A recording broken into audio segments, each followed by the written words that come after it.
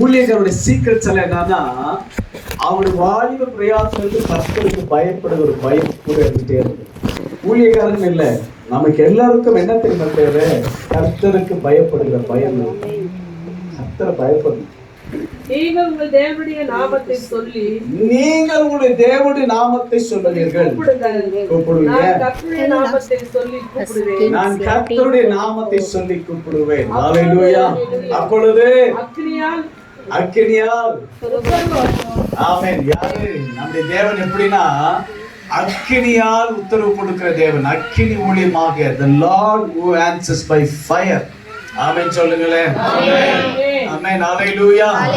நமக்கு சும்மாலாம் அவர் பதில் கொடுக்கிறது இல்லை, அவர் அக்கினி மூலியமா பதில் கொடுப்பார். சத்தமா தான் சொல்லுங்களேன். இந்த காலை நேரத்துல சுருக்கமா கர்த்தருடைய வார்த்தை நம்ம கவனிக்கிறோம். யோவான் 7வது அதிகாரம் 38வது வசனம். Gospel of John chapter 7 verse 38. வேதவாக்கியம் சொல்லுகிறபடி என்னிடத்தில் விசுவாசமாய் இருக்கிறவன் எவனோ அவன் உள்ளத்திலிருந்து ஜீவ தண்ணீருள்ள நதி, அவன் உள்ளத்திலிருந்து ஜீவ தண்ணீரை உள்ளத்துல ஓடும். எங்க ஓடுது? உள்ளத்துல ஓடுது. ஆமென் சொல்லுங்களேன்.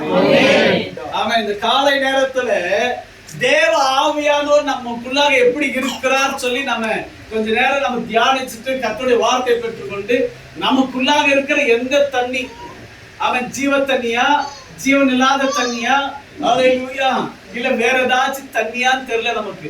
சில நேரத்துல நாம மறந்துடுறோம். அப்படிதானாங்க? ஆமென் சொல்லுங்களேன். ஏன்னா நமக்குள்ளாக இருக்க ஜீவ தண்ணீர் நமக்கு புரியாத இருக்கிறதுனால தான் the life giving river, amen, the water of life ன்னுவாங்க பாருங்க. ஆமென். அது நம்மளால ரெகக்னைஸ் பண்ண முடியல. அதனால தான் நம்ம என்ன பண்றோம்னா நம்முடைய வாழ்க்கையில இழப்பு அதிகமாக இருக்கு. தேவ ஆவியானவர் இயேசு கிறிஸ்து சொல்லுகிறார், உங்களுக்குள்ளாக ஜீவ தண்ணீர் இருக்குன்னு சொல்லுகிறார். ஆமென் சொல்லுங்களேன். ஹல்லேலூயா. அந்த ஜீவ தண்ணீர் இருக்கிறவர்கள் எப்படி இருப்பார்கள்? ஆமென். ஜீவ தண்ணீர் இருக்கிறவங்க அப்படியே தூங்கி போயிட்டு விழுந்து போயிட்டு சோம்பேறியா இருப்பாங்களா? உள்ள இருக்கிறது யாரு? ஜீவ தண்ணீர். சொல்றது பார்த்தா இல்ல, உள்ள வேற யாரும் இருக்கிறாங்கன்னு சொல்லி. அப்படித்தானே? உள்ள வேற யாராகிலும் இருந்தா இவ்வளவு நாளெல்லாம் இங்க உட்கார்ந்து இருக்க மாட்டீங்க. உள்ள வேற ஆட்கள் உள்ள இருந்தா ஆண்டவருடைய அப்பாவுடைய சமூகத்துல உட்காரலாம் முடியாது, ஈஸியா உட்கார முடியாது. உள்ள ஒரு ஆட்டம் கொடுத்துடும். ஆனா நமக்குள்ளாக இருக்கிறது என்ன தெரியுமா? ஜீவ தண்ணீர். ஹல்லேலூயா. ஜீவ தண்ணீர் தான் இந்நாள் வரைக்கும் உங்களை நடத்தி வருகிறது. ஹல்லேலூயா. ஜீவ தண்ணீர் இருக்கிற வரைக்கும் உங்களை நடத்தும். ஜீவ தண்ணீர் வற்றாத வரைக்கும் நீங்க வற்றாம எவ்வளவு நாள் நீங்க பாதுகாத்துக் கொள்கிறீர்களோ இந்த ஜீவ தண்ணீர் என்ன தெரியுமா பண்ணும்?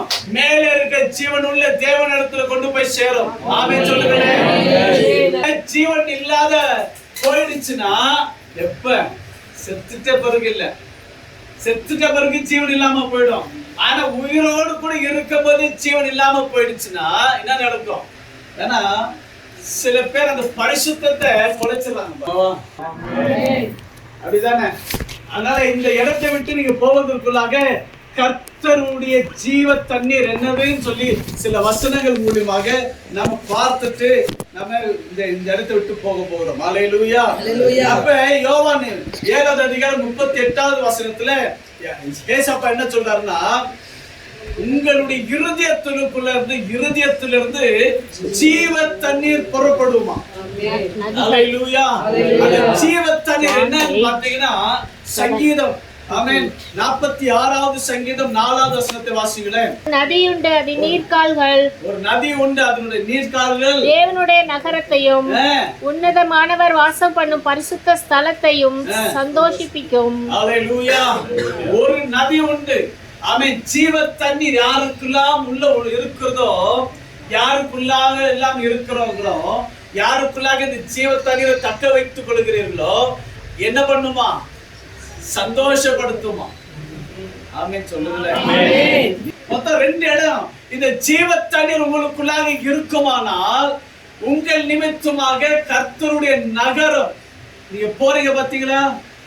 எங்க போறீங்க? வீட்டுக்கு போறீங்களா? வேற எங்க போறீங்க? பரலோகத்துக்கு போக போறோம். ஆமென் சொல்லுங்களேன் சத்தமா. பரலோகத்துக்கு போறதுக்கு கேரண்டி உண்டா? நம்ம அதுக்காக தான் இவ்வளவு பிரயாசப்படுறோம். ஆமென். வேற எதுக்கு? வேற எதுக்குமே இல்ல. இல்லன்னா சும்மா நம்ம கோயிலுக்கு போயிட்டு வரலாம்.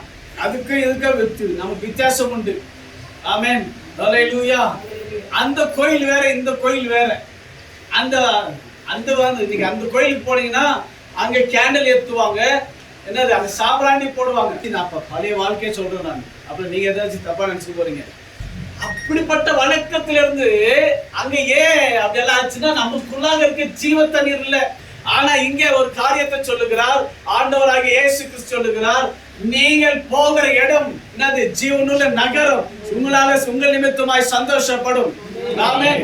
ஒரு இடம் எங்க சந்தோஷப்படும்னா நீங்க வருகிற இடம், ஹல்லேலூயா, பரிசுத்தமும் மகா பரிசுத்த இடம் சந்தோஷமாகும். ஆமென் சொல்லுங்களேன். எங்க வரீங்க தெரியுமா? நீங்க ஒவ்வொரு வாரமும் எதை தேடி வரீங்க?